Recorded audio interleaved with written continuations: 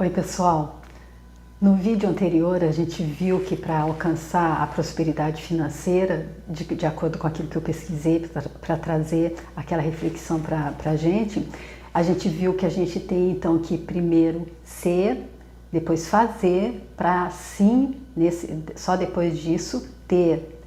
Porque a gente não consegue ter se a gente antes não for e não fizer. Então, o que significa o ser? Vamos só dar uma repassada. O ser, então, significa a gente ser o melhor de nós, significa a gente ser o nosso eu verdadeiro. Eu ouvi uma frase da professora Lúcia Helena da Nova Acrópole, que ela diz que cada coisa se embeleza ao se realizar sendo aquilo que é. E é só assim, nós aqui, o que nós somos aqui? Seres humanos. Nós somos temporariamente humanos, mas estamos humanos, somos humanos. A gente tem que vestir isso, a gente é humano. Nós somos centelhas divinas vivendo uma experiência humana. Então, qual é o nosso único trabalho? Ser o melhor ser humano possível, não é isso? E aí, depois que a gente aprendeu a ser, a gente tem que agir, a gente tem que fazer, que é aquilo que o Dr. Lair Ribeiro apresentou como se arriscar. E eu diria, aqueles exemplos que eu dei no vídeo anterior, e também, por exemplo, se você acredita que você vai ganhar dinheiro pela loteria, que você vai ganhar na loteria, como é que é possível se você não se arriscar, se você não apostar? Então, tudo passa pela ação. E a gente já viu também que a ação ela é resultado do pensamento e que normalmente os nossos pensamentos são negativos por causa das nossas crenças. Aquelas crenças que a gente recebeu e aceitou e nem procurou saber realmente como que era, a gente foi entrando e foi se deixando levar com todos e a gente não parou para pensar, mas será que é isso mesmo? E se a gente começar a pensar um pouquinho, a gente vai ver que lá no fundo são essas crenças que não estão nos deixando dar esse passo definitivo para essa sonhada independência financeira, que a gente deixa aqui bem claro que o objetivo desses vídeos, as dicas que eu estou trazendo é para que a gente alcance vida plena. Então não é apenas prosperidade financeira, mas prosperidade em todos os setores da vida. E é por isso que eu venho mais uma vez aqui para vocês com esse meu livrinho surradinho. Vocês vão dizer, nossa, mas que livro! Mas eu explico, é porque eu comprei esse livro no sebo já. Ele já estava velhinho. E depois, nossa, como eu manipulei, já li, li outra vez, porque o nome dele é A Universidade do Sucesso, de Og Mandino, e vem com as lições, com os semestres. Então, hoje eu vou estar lendo aqui para vocês um trecho da lição 6, que é como aceitar o desafio do sucesso. Eu acho que vai fazer bem um link com esse último vídeo ao qual eu estava me referindo agora, que é sobre como atrair o dinheiro para a gente, né? E aí essa lição ela abre com um axioma aqui que está dizendo que é de Casey DeGreen, que diz: ter sucesso significa que você provavelmente terá de sair da fila e marchar ao som do seu próprio tambor. É bem interessante essa frase, né? É como aquela coisa das lagartas de coqueiro, que se a gente colocar uma exatamente a cabeça bem atrás da parte traseira da outra, assim, fizer um círculo fechado com elas e colocar comida no meio, elas vão morrer de fome, porque nenhuma vai ter esse instinto, vai ter essa decisão de sair da fila e marchar o som do próprio tambor. Então é isso que ele tá chamando a atenção. E aí ele abre com esse parágrafo. Comparados com o que deveríamos ser, só estamos parcialmente despertos. Nossos instintos estão refreados, nossos planos controlados. Apenas usamos uma pequena parte dos nossos recursos físicos e mentais. E essa frase é acreditada ao psicólogo e filósofo William James. Aí ele disse essa frase há 50 anos. Quer dizer que a coisa não muda muito, né? E aí ele tem uma outra frase aqui que é acreditada ao Dr. Abraham Maslow, e ele diz o seguinte: pode-se escolher entre voltar para a segurança ou seguir em frente com o crescimento. Crescer deve ser sempre a escolha. O medo deve ser dominado sempre. E a gente já teve mais de um vídeo que a gente fala sobre o medo, inclusive o último que eu postei falando sobre o medo, eu peguei como exemplo o livro do Napoleão Hill, que é A Entrevista com o Diabo, onde o diabo que explica lá que ele só existe na mente de quem acredita nele, diz também que ele toma conta da mente da pessoa através do medo. Então, qual a importância da gente estar se conscientizando disso para que a gente possa dominar esse que é o grande, digamos, fator, né? Então, tudo passa por uma mudança de estado mental, não é isso? E aí, então, eu trago para vocês essa historinha. Senta que lá vem a história. É uma historinha de um personagem aqui que se chama Calvin. Então começa assim, a primeira vou resumir, porque eu tinha gravado para vocês a história inteira, mas depois eu achei que não fosse ser tão bom assim, porque aquela outra que eu fiz o homem mais rico da Babilônia não teve visualização, a historinha que eu gravei. Então eu vou resumir para vocês, tá bom? É assim, começa com essa frase: quando Calvin despertou, ficou, desculpe a expressão, morto de medo. E aí é assim, ele desperta num lugar branco e nebuloso, que era difícil dizer com certeza, mas parecia como uma garagem. Aí ele fica ali, todo sem saber, despertou ali olhando, aí ele ouve uma voz. Calvin cauteloso, alguém o chama de Calvin cauteloso, presta atenção no sobrenome, cauteloso. E aí ele pergunta, onde é que eu estou? Que lugar é esse? Eu estou morto? Isso é o céu? E a pessoa, o homem, responde, não, você não está morto, aqui não é o céu. Aí ele pergunta, então o que eu estou fazendo aqui? Ele diz, é que a gente está fazendo uma pesquisa. Ele diz, pesquisa? Sim, é uma nova política. Desde que mudamos o modelo Ralph Nader para baixo, temos de nos manter a par da satisfação do freguês o mais justo possível. E aí ele pergunta, o Calvin pergunta, você é? Ele diz, não, ele está achando que ele é Deus. Ele diz, não, eu não sou Deus. E aí Calvin continua olhando e ele pergunta, quando eu posso voltar? Ele fala, quando você responder as perguntas. Ele diz, pode ser qualquer resposta? Ele diz, não, vai depender das suas respostas se você volta ou não. E aí começa, ele está com uma prancheta e ele diz, qual é o seu objetivo lá embaixo? Ou seja, aqui. Ele diz, eu quero trabalhar muito e não magoar ninguém. Quero me dar bem com as pessoas e me afastar das encrencas. E o homem, o perguntador, continua. E quanto aos seus talentos, Calvin? Os seus talentos? Ele diz, não são muitos, procuro estabelecer minha própria marcha, você sabe. O cara responde, não, Calvin, todas as respostas estão erradas. Lembra-se da história dos talentos? Ele diz sim, o fabricante deu a 3 homens um conjunto diferente de talentos, ao primeiro deu 5, ao segundo deu 2 e ao terceiro deu apenas 1 talento. Os 2 primeiros multiplicaram o talento deles e o último enterrou o talento, o que causou a ira do fabricante, que disse, que servo malvado e preguiçoso, como ousa não usar os presentes que lhe dei? Entendeu a moral da história, Calvin? Ele pergunta. E Calvin diz, acho que sim. Aí ele vem aqui para a próxima página e diz, Calvin, quem está encarregado da sua vida? Sou eu. Com algumas exceções, quero dizer. Não sou culpado pelo modo como meus pais me trataram quando eu era criança. Sabe, certa vez voltei para casa e queria contar-lhes que tinha formado um time de futebol e recebido A numa prova. Não pude fazer com que nenhum deles me ouvisse. E não sou responsável pela forma como meu chefe é tão grosseiro comigo. E aí, novamente, o entrevistador fica louco da vida com ele e diz, não, Calvin, quando você vai aprender?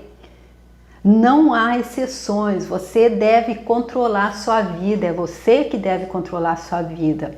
Você é totalmente responsável pelos resultados que obtém. É você, Calvin, não sua mãe, seu pai, seu chefe, não são as oportunidades, Calvin, que controlam sua vida. É você. E aí, continuando aqui, ele diz, continua então a entrevista aqui com o Calvin. O que você é agora, Calvin? E aí Calvin pensa, devo ser humilde.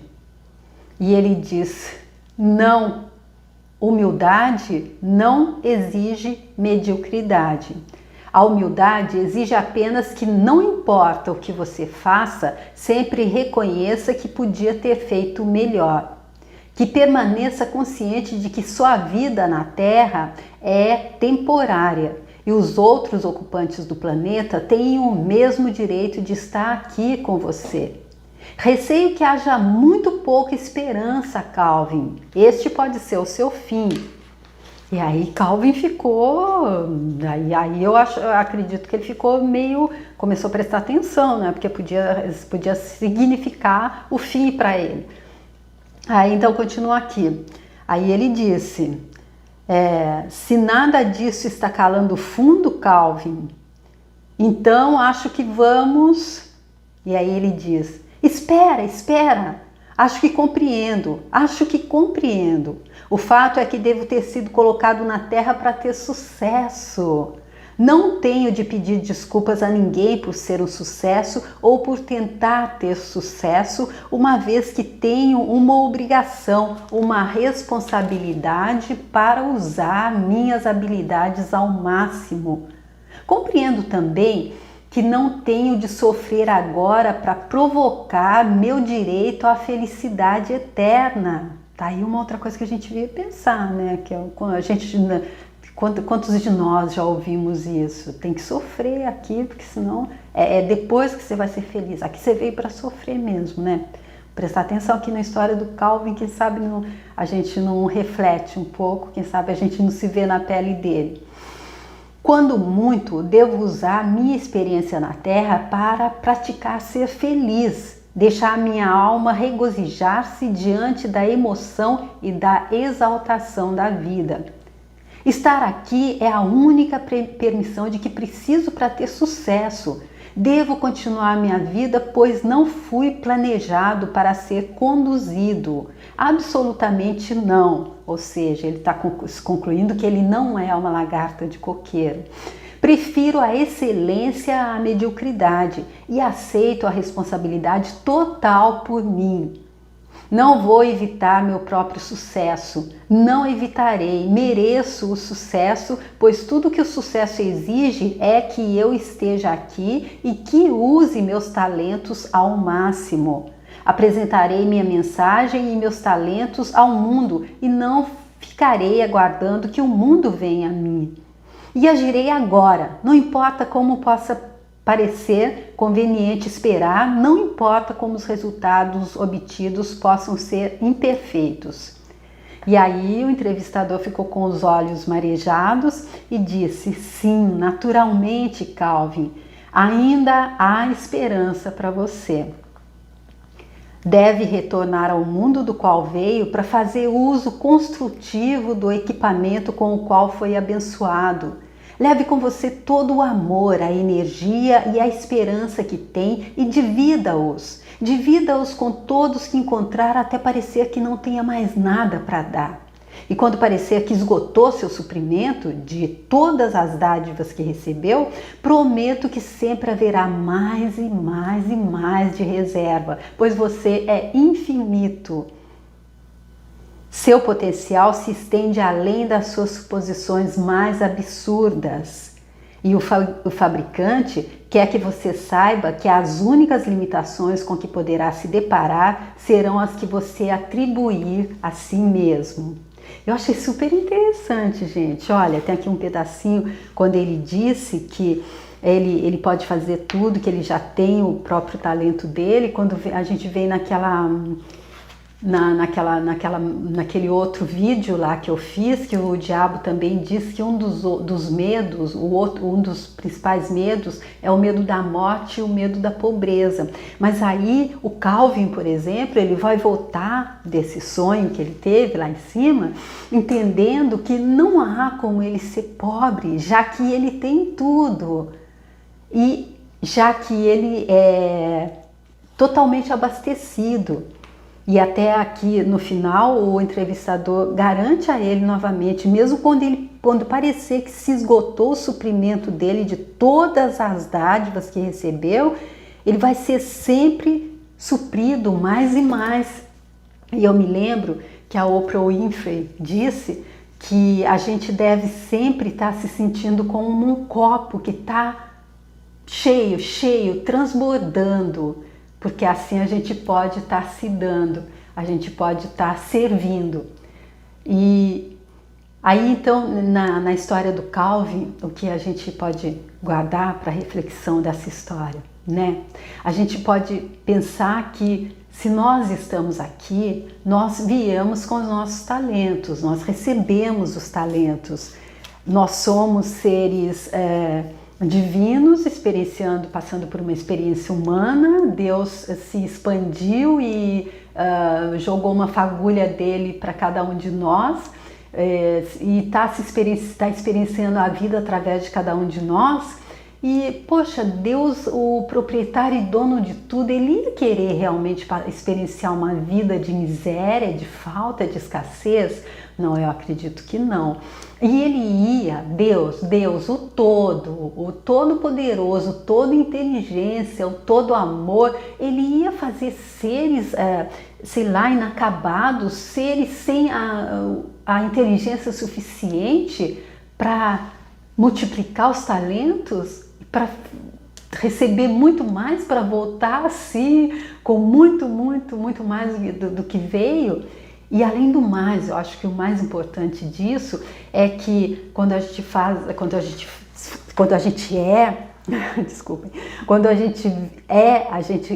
se embeleza aqui, como diz na frase da professora Lucilena, e a gente se realiza sendo aquilo que a gente está fazendo não só por nós estamos fazendo por todos. E é aí que eu trago novamente o Ho'oponopono, que é o Ho'oponopono da identidade própria. E o Dr. Hugh Lane, ele diz que o trabalho é nosso, é apenas nosso. E aqui onde o instrutor, onde o entrevistador diz a Calvin que ninguém é responsável pela vida dele, apenas ele. É ele responsável pela vida dele.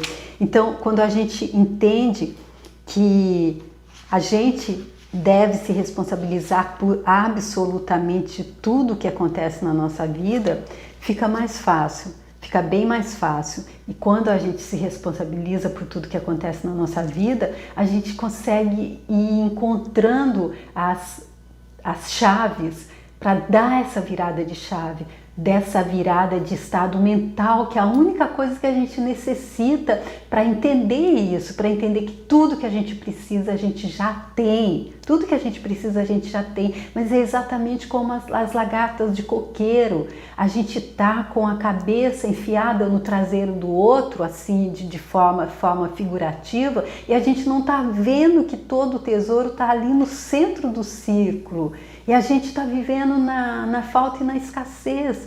Bastava a gente estar levantando a cabeça, a gente seria o primeiro e mostrar para todo mundo. É como também o mito da caverna de Platão, que as pessoas estão ali amarradas a uma parede, olhando as sombras de uma fogueira que está acima delas, que reflete sombras de pessoas que estão lá fora, e isso que eles acreditam que seja a vida. Mas aí tem um que sai e vê que tem muito mais luz, que há vida além da caverna.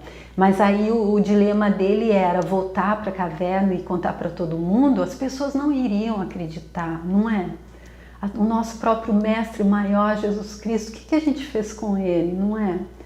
Então, fica assim bem bem difícil quando a gente começa a acreditar, quando a gente... Eu vou confessar para vocês que realmente eu comecei a acreditar que não era desse jeito, bem pequena. Quando eu ouvi uma determinada história na missa, eu pensei, não é possível, não, esse não é Deus, não é possível. E aí eu comecei a sair procurando, porque, como diz Deus lá no livro do Neil Walsh, Conversando com Deus, nós sabemos tudo, nós apenas nos esquecemos. E como diz o Caibalion, nós, aqueles que estão bem na frente, a quem nós acreditamos poderes divinos, já estiveram aqui. Então é por isso que eu acho super interessante que a gente possa estar usando o nosso talento, está deixando o nosso copo transbordar. Quando a gente chegou nessa conclusão, a gente viu que não é, que no centro tem alimento para todo mundo, que basta a gente levantar a cabeça, que fora da caverna há luz, há vida, a gente não precisa ficar morrendo de frio na escuridão lá dentro, vendo sombra amarrado.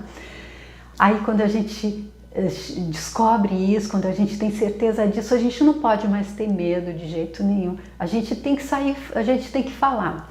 Eu me lembro que assim que eu entendi, eu comecei a querer enfiar a goela abaixo das pessoas no meu entorno, familiares e amigos, e isso só fez que eles se afastassem de mim. Então foi por isso que eu baixei tudo, tirei tudo, venci todas as minhas limitações e tô aqui falando para aquele que quiser vir me ouvir aqui, e tomara que seja, que possa trazer uma virada de chave, porque imagina, gente, quando todo mundo entender isso, que basta a gente acreditar que os nossos talentos estão aí na nossa frente, que basta a gente usar o nosso talento e basta começar se responsabilizando por tudo aquilo que a gente já criou até agora. Só nós criamos a nossa realidade. Como? Através dos nossos pensamentos.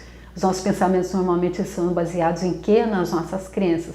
As nossas crenças, elas vêm de onde? Dos outros. Ou seja, aquela história que eu já contei, mais uma, que é da professora Lucilena, que é o ovo do cuco. Vocês já viram procurando na internet? O cuco, e tem mais um passarinho. Quando eu estava procurando, eu vi, não sei se tem mais. É um passarinho meio preguiçoso, meio folgado. Eu acho que ele está no estágio anterior para ser humano. Ele já está pronto para ser humano, porque ele coloca o ovo dele no ninho de outro passarinho, ou seja, ele não quer chocar, mas ele não quer que se extinga a espécie dele. E aí nasce aquele cucão, o filhote do cuco é grande, e normalmente ele coloca, e ele tira os ovos do outro passarinho, é só ele mesmo que nasce. E depois o passarinho fica ali dando comida no bico do cucão, e se alguém chegar e falar pro passarinho: ei, passarinho, esse filhote não é seu, ele vai querer brigar, ele não vai aceitar isso. Ou seja, é a mesma coisa com as nossas crenças. O que é que você acredita tão profundamente que você nem parou para pensar, mas mesmo que você ouça alguma coisa que não bate muito, não, mas isso foi meu pai e minha mãe que disse, foi lá o dirigente religioso que disse, então é verdade. Né? Eu acredito que a gente podia dar só um crédito assim, pensar. Vamos aprender a pensar por nós mesmos, tá bom? Então fica aí essa historinha de hoje para reflexão. Como é que a gente pode então estar realmente se abrindo para vivenciar a felicidade possível nesse plano, a felicidade que Deus está sonhando para a gente, mudando apenas alguns passos, mudando a nossa forma de pensar, mudando a nossa forma de entender a realidade que a gente vive, mudando o nosso estado mental. E aí, com certeza, nós vamos encontrar esse caminho que leva direto para a luz, tá bom? Tomara que tenha sido contribuição, que tenha ficado claro. A minha intenção também, que tenha ficado clara, é a melhor, com certeza. E me diz se vocês gostaram ou não, se serviu como fonte de inspiração.